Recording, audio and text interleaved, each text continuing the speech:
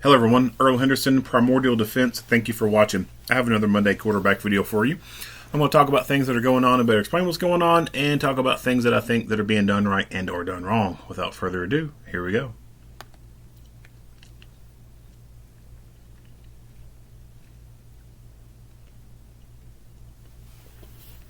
With the following critical incident video, the Fresno Police Department is sharing information about an officer-involved shooting that occurred on June 18, 2022. Our goal with critical incident videos is to be transparent with our community and share as much information as we are able to when critical incidents such as this one occur. The following critical incident video provides an overview of the incident and includes body-worn camera footage and 911 recordings. Due to the graphic nature of this video, viewer discretion is advised. Shortly after 8:30 p.m., the Fresno Police Department's dispatch received a 911 call concerning a man in Vinland Park waving a gun around. The 911 caller identified himself as Anthony. 911. Hi, I'd like to report somebody waving a gun around. Where are they located at? Vinland Park on Woodrow and Gettysburg. Do you know who this person is? No, he's short, has a black shirt and shorts, like jean shorts. Anthony provided additional descriptions of the gun and that the suspect was last seen near the park bathrooms. Does he appear drunk or high? No, he's just a little off. Okay. When you say he's waving it, is he like pointing it at people or just like putting it up over his head? No, he only took it out once, put it up over his head. He's still there. It was learned after the incident that Anthony was providing the dispatcher with a description of himself. He was later identified as 30-year-old Gonzalo Aceituno. When officers arrived at the park, they searched inside and around the bathrooms. The officers located Mr. Aceituno walking away from the bathrooms and into the park's open field. Officers called out to Mr. Aceituno, asking him to stop, but he refused to cooperate and walked away. Officers quickly observed that Mr. Aceituno had a gun in his hand. Officers gave him commands to drop the gun, but he did not comply. Mr. Aceituno continued to walk to the center of the park, but then suddenly stopped and turned to face the officers. The officers continued to give commands for him to drop the gun, but Mr. Aceituno still did not comply. Mr. Aceituno then suddenly walked towards the officers and raised the gun. Two officers discharged their service weapons. Commands for suddenly stop. Officers gave him commands to drop the gun, but he did not comply. Mr. Aceituno continued to walk to the center of the park, but then suddenly stopped and turned to face the officers. The officers continued to give commands for him to drop the gun, but Mr. Aceituno still did not comply. Mr. Aceituno then suddenly walked towards the officers and raised the gun. Two officers discharged their service weapons.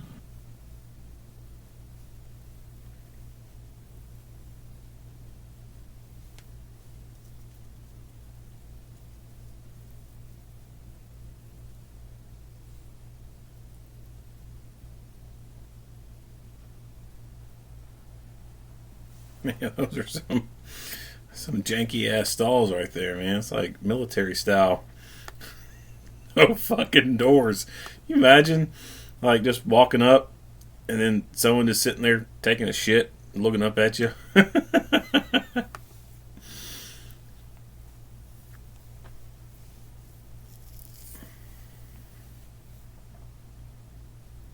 And this is a public park too, like. Hey man, hey, come here, stop! Presumably there's going to be little kids at this place. Like, I mean, adults is one thing, but I mean, shit, dude. Like, the prospect of, or the idea of like a little kid sitting on the toilet taking a shit, and then an adult male, potentially a pedophile walking in there and being able to easily see a little half-naked kid sitting on the toilet, like. What the fuck was these people thinking when they were designing this public park? I mean, do they run out of money? I mean, what the fuck? That's fucked up. I had to expect that in a jail, not a public park. Hey man, hey, come here, stop, come here, stop. Get your hands. Hey, show your hands. Don't move. Show me your hands. George, 2 on, give us the air. We got one with a gun.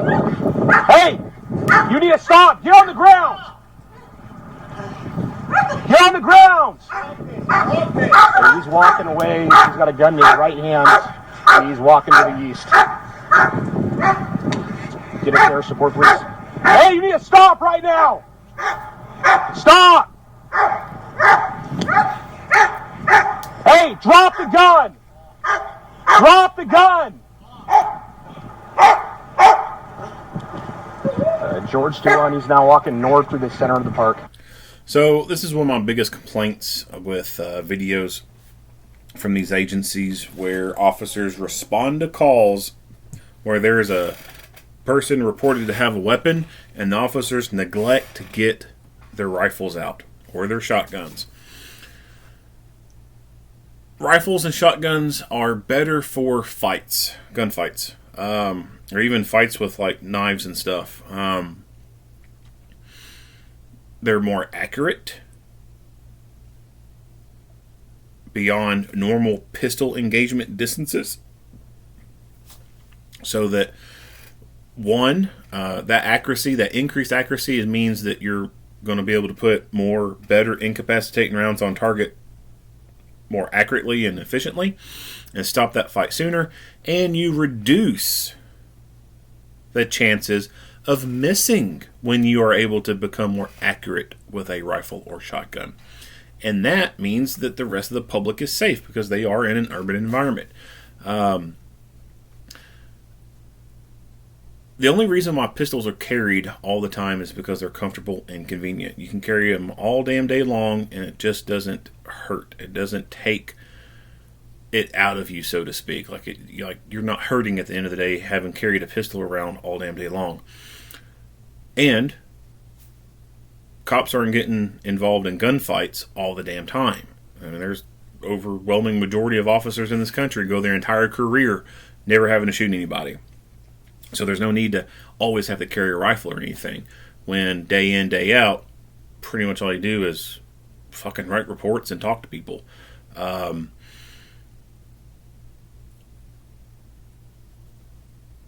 But they can be good in those emergency situations, in those rapidly evolving, tense situations where you need a gun to protect yourself. That's what the handgun is. The handgun is the emergency. Oh shit, something's happening right now. I obviously do not have the ability to get to my rifle or shotgun.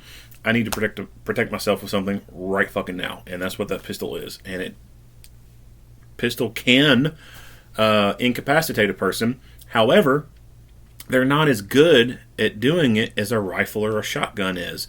A rifle or a shotgun is very good at incapacitating people. There's a reason why there are more people walking around today who've been shot with pistols than there are people who are walking around who've been shot with rifles. Not many people who've been shot with rifles are walking around today.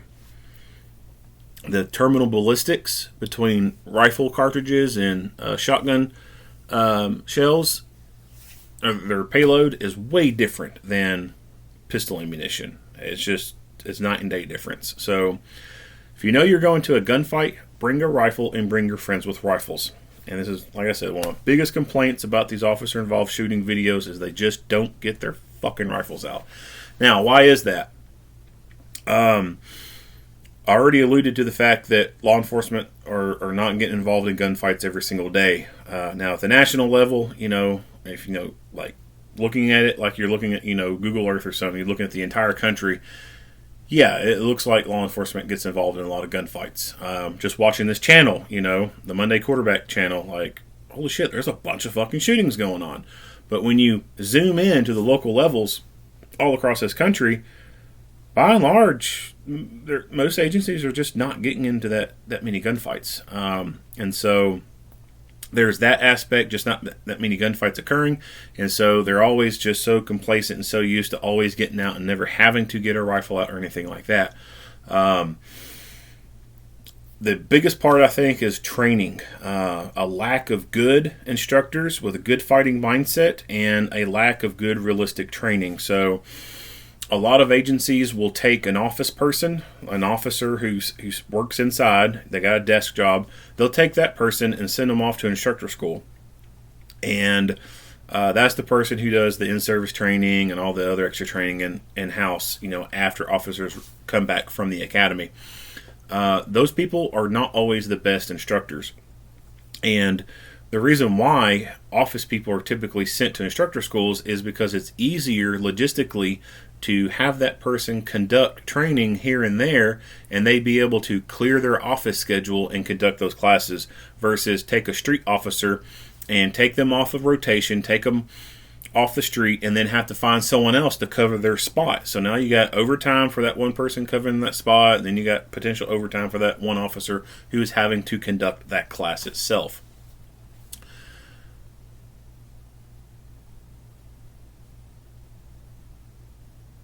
And when you look at it like that, the office people, some office people work out being like good instructors, like they got that mindset. The other ones, not so much. There's a lot of people who have instructor credentials that they realistically do not need to be instructors. They fucking suck. And there's no way to validate easily whether or not they're good instructors. Because, going back to what I said, most law enforcement just doesn't get into gunfights. So there's no way to say, hey, this firearms instructor who's been a firearms instructor for the last 10 years and we've only had one fucking gunfight, there's no way to gauge their competency and see whether or not they're doing good or not. Because there's just one fucking gunfight within 10 years. There's not enough data to look at and be like, hey, you know what? This guy that has been teaching, all these officers have died, or all these officers have performed miserably. This is obviously a bad instructor. Let's get rid of him. That's not happening because they're just not getting into the fucking gunfights. So there's lots of officers out there who've gotten their instructor credentials, and because there's no way to really truly tell if they're good or not from that aspect, they get to stay in that spot forever. They're not let go of, bad performance in the sense that, all their students are, failing. So once they get that spot, they're good. They don't have to prove anything beyond that. Whereas if you go to professional sports, whether it's a national level team or it's college level teams, those coaches, if that team's not winning enough wins, they're going to get rid of that coach. They're going to get a different coach in there. It's not like that in the police world when it comes to instructors. It's not like these instructors are having to be that motivated to make sure that the officers are that well trained. And if they're not well trained, they could lose their job. It's just not happening like that. So there's lots of police instructors out there that once they got their instructorship, they've kept it until they themselves decided they wanted to move on and go do something else. Unless there's something just egregiously wrong with them and they totally fuck something up, then they got shit canned and moved on somewhere else. But by and large, most of them that are out there are still teaching today, and they suck. But there's just no way to prove that they suck. And with that also being said, there's just not that many people within the administration who have that mindset of being a good instructor or anything like that. And so they don't know themselves that their instructors suck ass. People have this misconception that all cops are like super gun people or like super ninjas with guns. And that's just not the case at all. There's lots of cops who never touched guns, fired guns, did anything with guns before they became the police, and the only time they do anything with their gun as far as shooting it is when they're told to during training. Other than that, they don't fuck with the gun, they don't do anything with it, they don't have their own personal gun. The only gun that's in their house is the one their employer gave to them. So the part of the problem is the instructors, it's not everywhere, but some of the instructors themselves, and then the lack of realistic training. So when you think about firearms training and starting on the range with a handgun on your side, that's kind of realistic, right? Like, boom, anything could happen, and in that instant, you got to draw from the holster. Well, if you're on the range, that's just like real world in a way. you're starting from the holster, right? That's realistic. That would happen on the street. Rifles and shotguns, you're not automatically starting with those things in your hands. It's not like Call of Duty where, boom, you just spawn out of nowhere with a fucking shotgun in your hand or a rifle in your hand. It just don't happen like that. You have to get that long gun from somewhere. Where do you get it? Typically, within the police world, it's from a vehicle. So, rifle training starts off on the shooting line just like it starts off with pistol. And that's not realistic. So what needs to happen with rifle training is it needs to start from the vehicle. The students need to be in their car. They need to be getting their rifle out of the magnetic lock cradle thing, or getting out of the trunk or the cargo area of the vehicle. Getting it, charging it up, and going to the shooting line, and then doing the shooting stuff at that point. But because a lot of places are unrealistic with the safety rules on the range, that doesn't happen. There's a lot of shooting ranges out there that you cannot walk around with a loaded gun in your holster. You have to walk around with an unloaded gun and the slide locked back at a shooting range, unless you're actively on the line and shooting. Sounds crazy, I know, but that's the way it is in the majority of shooting ranges all across the nation. And even police ranges. There are police ranges where the officers are told, do not step on the range with a loaded gun. You have to have your gun unloaded. That is so fucking stupid. Like, you trust these guys enough to walk out in public with other people with loaded guns, but you don't trust them to walk around with themselves with a loaded gun? That's asinine. Like, that makes absolutely zero fucking sense. No sense whatsoever. Yeah, sure, school resource officer, walk into this elementary school with a loaded gun all damn day. But if you come to this shooting range, by God, you better not have that fucking gun loaded. That's a fucking safety issue. If people could just, like, realize the stupidity that exists within public safety, like, it's like I said, it's fucking asinine. It's mind-boggling.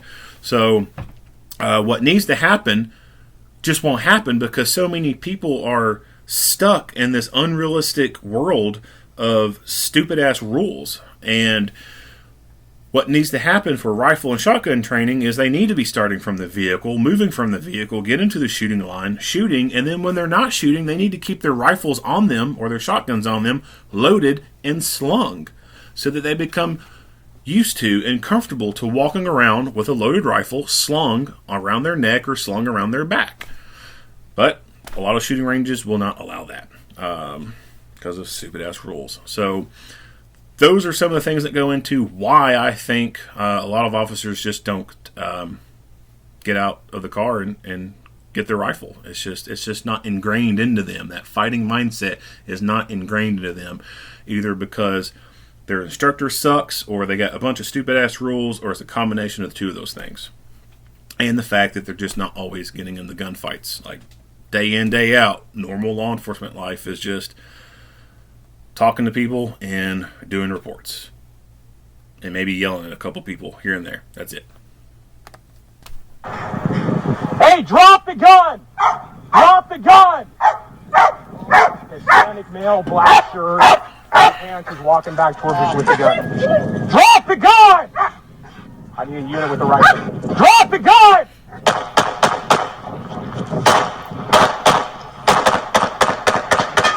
Shots fired, he's down. Someone hit the fucking pole.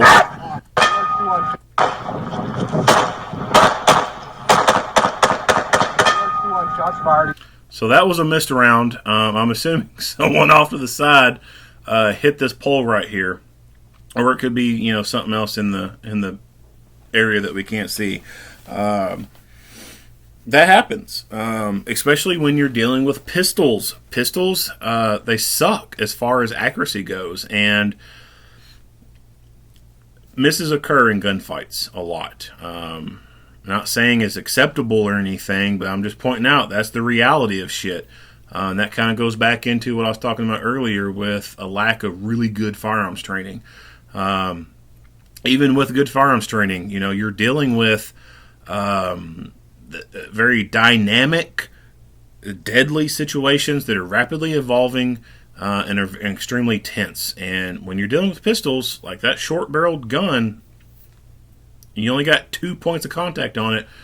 It sucks. So this is, again, another reason why long guns are so much better. You get more points of contact on them, and you're going to be more accurate with them. I'll back this up and show the shooting again. Sure, his hands is walking back towards us with the gun. Drop! So I like how, I'll back this up even more so you can kind of see some of the stuff that's in the background. So you can kind of see this little concrete bench kind of deal. And it looks like he goes and takes cover Now walking behind one of these little concrete things. So I like the fact that he is mindful of his surrounding enough to go and take a position behind this thing for cover. The second best thing that he could have done was get his arms on top of this thing to create another point of contact, so to speak, for that handgun and make it more accurate. Like benching your gun, bench shooting. So right now he only has 2 points of contact on that gun. If he was to put his arms down on that seat, essentially is what that is, or that top of that ledge or whatever, that would have made his arms more stable, and he would have been more accurate with that pistol. Now, I don't know how many rounds he fired and how many times he hit the guy, but you put your arms down on a surface, on a table, with a handgun, you're putting another, so to speak, point of contact into play and making your extremities more stable, almost akin to kind of like going into a prone position where both your elbows go down into the ground. You just make yourself a more stable firing platform, for lack of better terminology. the gun! I need a unit with a rifle. Drop the gun!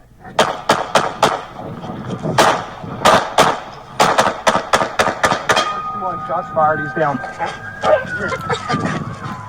So that ding, that's almost like competition shooting where you hit the stop plate, pop, pop, pop, pop, pop, pop, and then you hit the red one, ding, and it's done.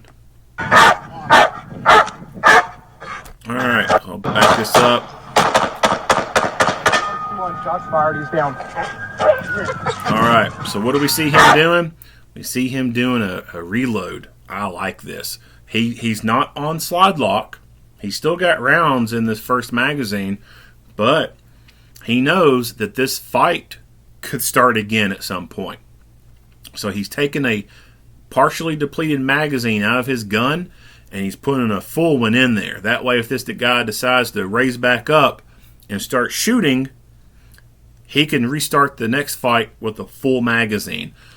You may be asking, what do you mean if he gets back up? Well, this goes back into why rifles are better fight stoppers. There's lots and lots of people who've been shot with pistol and they got back up again. A famous case that is often referenced within firearms training, especially within law enforcement firearms training, is the Miami-Dade FBI shootout back in the 1980s. FBI was tracking down a couple of bank robbers, and they went to initiate a felony stop on this vehicle. Gunfight happened. In the very immediate beginning of the gunfight, the suspect driver took a round to the head, and it temporarily knocked him out. His partner, while he was climbing out of the vehicle, took a round to the side of his chest. It entered in and landed within the pericardial sac of his heart. It ended up, if that was the only wound that he received, he eventually would have died from that. But it did not immediately incapacitate him. So he takes that round through the side. He crawls the rest of the way out of the vehicle. He gets shot several more times during this gunfight. And then while this is going on, his buddy wakes up from being shot in the fucking head. He starts to get out of the car. The passenger suspect, he takes multiple hits from pistols. And he even takes some buckshot to the foot and leg area, I think. He goes on and he kills 2 FBI agents and he seriously wounds a few others. The 2 bad guys get into the FBI agent's car, attempt to take off, and then they're finally taken out. And these guys, one of them for sure was shot multiple times with pistols. Now, of course, this was the incident that spawned the birth of the .40 caliber round. But it's often referenced because handgun ammunition just doesn't always incapacitate very well. And that's also one of the reasons why you see people get handcuffed after they get shot, because they can get back up after being shot multiple times. So he's doing a reload. He's fired some rounds. He knows that looking at his gun, he's still got rounds in it. He hasn't fired it to empty. So he's doing a tactical reload. He's dropping that empty mag and putting a new one in. And he's getting ready to fight some more if he needs to fight some more. I like that. So that partially expended mag, he's retained it, and I don't know if he's putting it back into his magazine pouch or if he's going to put it in his pocket. A couple different schools of thought with that. Some places will teach, put it in your pocket, and they will say don't put it back in your magazine pouch because you could go to it and it would be a partially depleted mag, and you don't want to go to that if you have to do another reload. Some say you can go ahead and put it back in your mag pouch. But just know that it's best to retain those partially depleted mags on your body. That way, if you end up going through all your other magazines, well, that partially depleted mag you took out and it's in your pocket, you still got that one to put in the gun and continue the fight. You might only have 5 rounds left, but 5 rounds is better than no rounds. We're in the center of the park. He's down on his back. The following is a portion of the previous video, which has been paused and highlighted. It shows Mr. Aceituno walking back toward the officers. Officers see Mr. Aceituno holding the gun in his right hand. However, it is obscured by Officer Number 1's hand. The moment Mr. Aceituno raises the gun is also obscured by Officer Number 1's hand. Hispanic male, black shirt, pants, is walking back towards us with the gun. Drop the gun! I need a unit with the...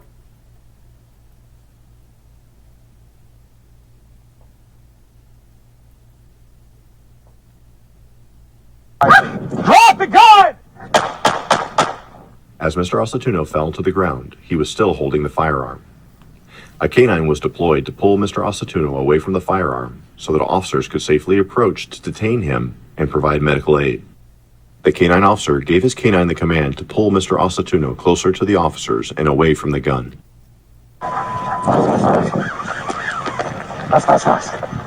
Abort! Abort!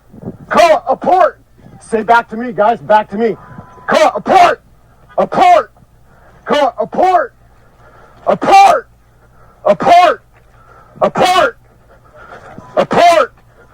Abort! The following video contains a freeze frame from Officer Number 1's body-worn camera. It shows that as the canine pulled Mr. Aceituno back to the officers, his right arm dragged the gun along with him. As Mr. Aceituno gets closer, officers determine that he is unresponsive and that it is safe to approach him, secure his firearm, and provide medical aid. Abort! Abort! He's right here. He's dragging it.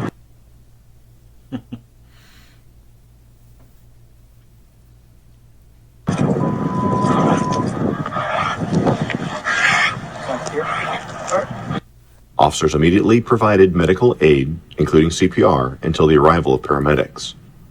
The Fresno Fire Department arrived on scene and pronounced Mr. Aceituno deceased. Detectives called the number associated with Anthony, the 911 caller. A cell phone with that same number rang in Mr. Aceituno's pocket, confirming he called 911 on himself. The handgun was a 9mm Smith & Wesson semi-automatic.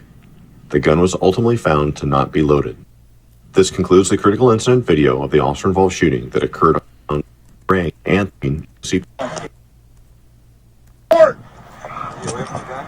right here. He's dragging it. So that's one cool thing that canines can do, is they can actually drag a person a short distance. I'm not going to drag them very far, but they can drag them short distances and get them away from weapons. unless it's something like this where the suspect's arm drags the weapon with them. The dog doesn't know that. The dog doesn't realize what's going on. It's not like the dog can readjust or do something different. The dog's just doing what it's trained at a basic level to do. At this point, like, it's pretty obvious that this dog is biting the fucking shit out of this dude. And by dragging him, that is causing a lot of tearing within that lower limb. A dog can exert, especially the German Shepherd and the Malinois, they can exert several hundred pounds of foot pressure per square inch. Like, I've wore a bite sleeve before and had a Malinois bite, and you fucking feel it, even through that bite sleeve. Like, that sleeve is designed to keep you protected from dog bites, but you still feel the force of them chomping down. It's if you've never put a bite sleeve on before and let a canine come at you, you're missing out on a pretty unique experience. Like, it's something to see. It really is, especially when that damn dog is like lashed on, and I don't know. I just can't explain it very well. It's pretty fucking cool. But anyway, those dogs exert a lot of pressure when they bite down. This dude does not respond to that shit at all. There's no faking a dog bite. We're faking, playing possum when a dog's biting you. It just ain't happening. At that point, I think it's obvious that it's pretty safe to approach. Like, this dude's not going to be getting back up. Another tactic that I've seen that I'm a fan of is deploying less lethals from a distance. So they could have, at a distance, fired some less lethal munitions from a 12 gauge or a 40 millimeter launcher. And again, there's really no way to play possum against that, especially if you don't know what's about to happen. There's no way to know exactly the moment when you're going to get popped by a 12 gauge munition or a 40 millimeter munition. And even though some people can fight through the pain of those things, they cannot completely immobilize their entire body and not show any sign of pain or anything like that. Like, they will wince, they will jerk, they will move, they'll do something when hit by those things. If they're completely still and there's absolutely no reaction whatsoever, chances are that person's completely incapacitated and they're not a threat. So those are tactics, I think, that are perfectly acceptable to do before approaching and trying to get close up to them. It does look like someone has a long gun over there. I couldn't see it very well. I'm not sure what it is. It looks like a shotgun. I don't see any yellow or green on it, so I don't think it's a less lethal. It looks like a live or a lethal weapon. But no one else does not appear to have any long guns. So I don't know. Let's see here. So the time frame on this is 3:46. And we'll back it up to when they shot him down. That's 3:45. Approaching with the dog. So 3:43 when they dropped him. So it's not that long of a time frame in between them dropping him and getting up to him. So some of those guys may not have had time to go back and grab a rifle or anything like that. This could have been just what this dude showed up with. But ideally, it's best, like I said earlier, to have long guns in these things. Rifles are they're fight stoppers. It looks like there's a guy off to the side with a first aid box. Dragging it. And I say it's a first aid box because it's painted red. I don't know what else it could be.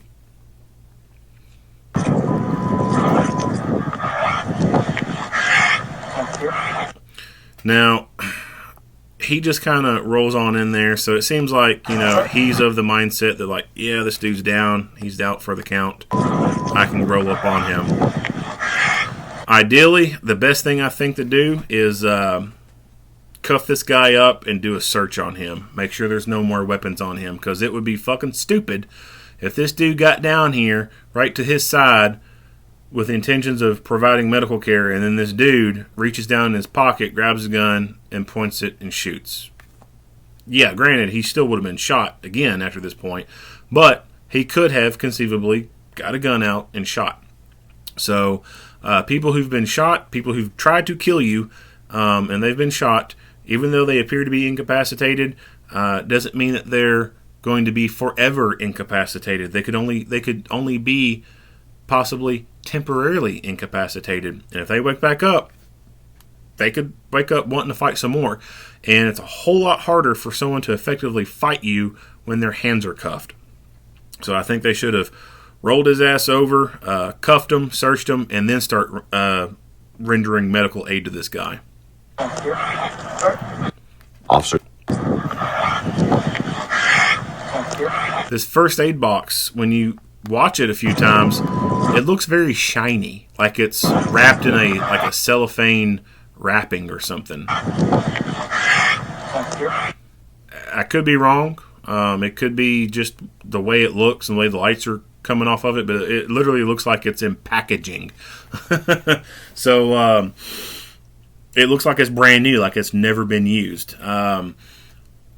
Agencies out there are kind of funny with how they do medical gear. So some agencies, because of insurance requirements or because they want to have an accreditation award, they will follow certain guidelines. And so, like, to be an accredited agency, on top of like all this bullshit administrative stuff you got to do in-house, like there's also like things out in the field as far as officers go that, you know, they have to be doing. And like one of the things is like police cars need to have first aid kits in them. And it could be also that their insurance carrier says that, you know, the police cars need to have first aid kits in them. Well, to meet that requirement, what a lot of agencies do is they will buy the cheapest fucking first aid kit they can get and throw it in that car.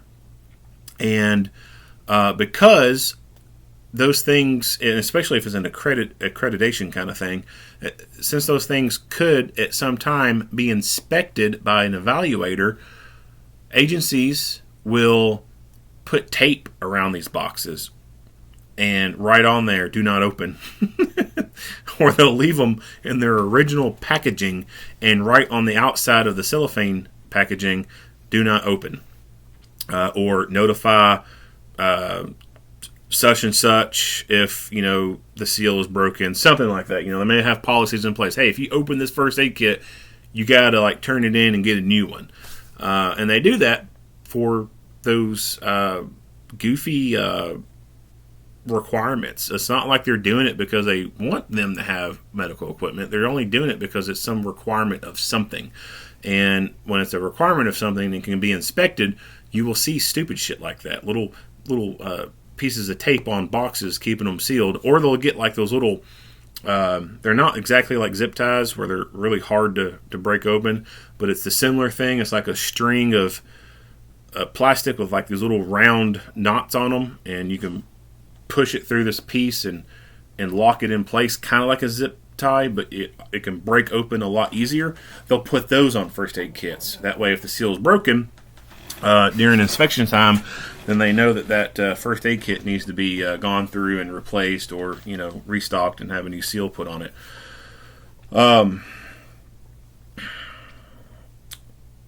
So with that being a big red box like that, that makes me think that this is just a first aid kit. And there's a difference between first aid kits and trauma kits. First aid kits, in my opinion, should be called boo-boo kits, because they only contain shit like Band-Aids, tongue depressors, Q-tips, some tape, some bee sting wipes or cream, like little stupid shit, right?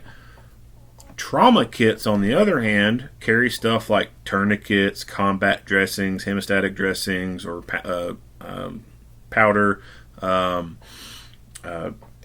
airways, things like that. Stuff to treat the most common leading cause of death for quote-unquote battlefield injuries. A Band-Aid from a boo-boo kit is not going to do shit for a person who has a gunshot wound.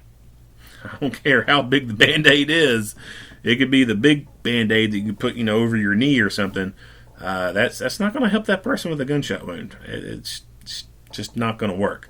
So I don't know what they're bringing is going to be effective or not. And like I said, I'm not 100% sure if that's what this is, but it looks like to me it probably is a boo-boo kit. Now, there could be a company out there that makes a big-ass trauma kit that, looks like this, has all kinds of cool stuff in it, but I haven't seen anything like that. But just because I haven't seen anything like that doesn't mean that it doesn't exist. There's just so much stuff out there being made now that it's hard to keep track of it all. And even when you look at these different companies that produce trauma kits, they all have a varying degree of different things in them. They may have a tourniquet in them, but it may be an elastic tourniquet instead of a windlass style tourniquet. And with a windlass style tourniquet, it may either be a cap tourniquet or it could be a soft tourniquet. So you don't. And then the airway stuff. It may have a nasal pharyngeal airway in there. It may not. It may have a chest seal in there. It may not. So these companies that create these trauma bags, they're very similar to each other, but there's no like actual standard packing list of what needs to be in them. So they can all vary from manufacturer to manufacturer, distributor to distributor. But like I said, looking at this big box looking thing, it makes me think it's probably just a first aid kit, and it's not going to do a whole lot for a person with gunshot wounds. Now, for this particular guy who decided to point guns at police, it doesn't really matter to me very much. Like, all right, whatever, fuck them.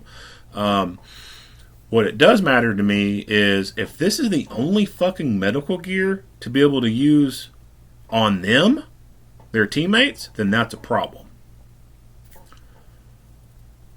Unfortunately, there's so many officers out there who have this mindset of, well, if something happens, the ambulance can take care of us.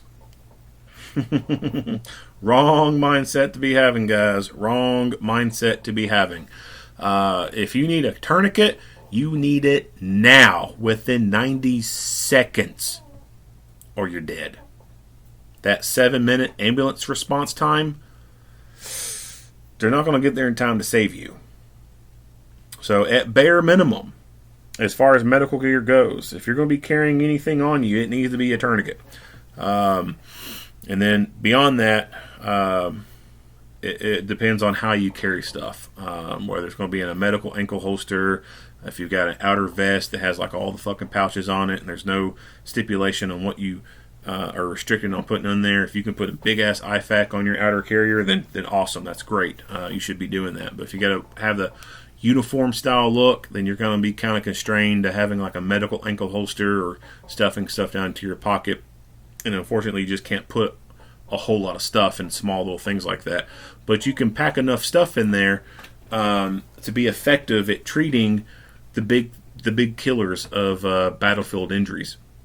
So like I said, the one bare minimum thing that everyone should be carrying is a tourniquet. That's one thing that if you get, like, for example, everyone talks about the femoral artery. That's not the only artery in your body that you can get hit and you can bleed really quick from, but it's the best example to give. If you get hit in the femoral artery, you got 90 seconds, man. 90 seconds to put a tourniquet on and slow that blood flow down, or there's no bringing you back. So if you ain't got a tourniquet on you and you're relying on the ambulance, or you got this mindset of, oh, if I need it, it's in the car. But what if your car is 100 yards away and you can't walk? You're toast. You're done. Like you're not going to survive it. People have to come to your funeral to see you one last time instead of coming to visit you in person while you're alive and talking. Now, with that being said, when it comes to your personal medical gear, the tourniquet and all that stuff, I always say that stuff's for you and your teammates. And they may be going off that mindset as well. They might have tourniquets on them. They might have chest seals and stuff on them. But they may be like, you know what? This stuff ain't for bad guys. This stuff is for us in case we get hurt. Bad guys get the med kit, and this could be what this is. They're just bringing the little med kit to him to treat him until paramedics get there. I don't know. I don't know what their policies and their setups and mindsets and all that stuff is. But that, that's a possibility of what could be happening as well. But I'm a firm believer that if you're going to carry the tools to induce trauma, then you should carry the tools to reduce trauma as well. You should be able to save a life, as well as potentially causing a life to be taken by using force. Which, it's not like your goal is to take a life when using force to protect yourself, but we all recognize the fact that that is a possibility. That is a possible consequence. I don't want to say consequence. That's a potential byproduct of using the deadly physical force in your self-protection, is the other person could die. That's not the intention, is to make them die. The intention is to make them stop trying to make you die. And if in that process they end up dying, well, then that is what it is. So he was rocking a real gun that was unloaded. So this obviously appears to be an incident that is, suicide by police. I don't know what's going on with this dude. It could have been something small and trivial that will make us all think, well, that's dumb. Or it could be some pretty heavy stuff. I don't know. Mental health is a real issue. Everyone talks about mental health issues, and I think to some extent that the mental health topic is becoming a crutch in some ways for some people. Is being used as a way to excuse a person's behavior. Like, oh, he killed 37 people and raped 15 chickens. He's got mental health issues. He needs services, not jail. And I think it's leading towards coddling and pandering the criminals in some ways, especially with some of these mental health courts and everything and these programs that's coming into play. But with that being said, mental health is real. There are some people who are, one, batshit fucking crazy out there, and then two, there are people who go through things in their life that alters their perception and alters their way of thinking, and the only way they think that things are going to be solved is by self-terminating. In some circumstances, I think that's, a perfectly acceptable thing to do. Someone who is terminal with like some, horrible brain cancer or tumor or something where they're just going to suffer until they finally pass. Other stuff, like broke up with your girlfriend, like that's a stupid fucking reason to self-terminate. It really is. But there's some people that they're so emotionally affected by it that is the only reasoning that makes sense to them, and that's where the real mental health issues lie. Is people, for the most mundane little things, thinking that ultimate action is the way out. So, like I said, I don't know what's going on with this guy. I empathize with him that he got to this point in his life where he decided that self-termination was the answer, and I feel sorry for him in that way.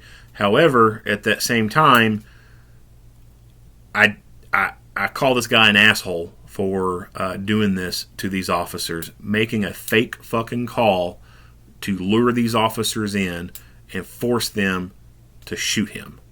Like, that's fucked up. So I empathize with the guy because of his mental health issues, but at the same time, he's a fucking asshole for doing this to these officers. Why do these people want to do suicide by police? Why can't they go do suicide by a fucking gangster? Why can't they go down to the fucking ghetto where all the fucking Bloods and the Crips are, or the, whatever other gangs, that may be in their area? Why can't they go down there and do a suicide by gangster? Those motherfuckers shoot people too. In fact, they shoot more people than the police shoot.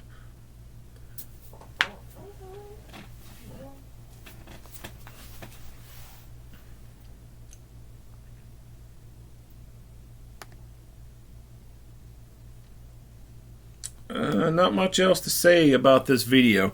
If you like what you hear and see, go ahead and give me a like and a share. If you have not already, hit that subscribe button and stay tuned for more Monday quarterback videos. Earl Henderson, Primordial Defense, thank you for watching.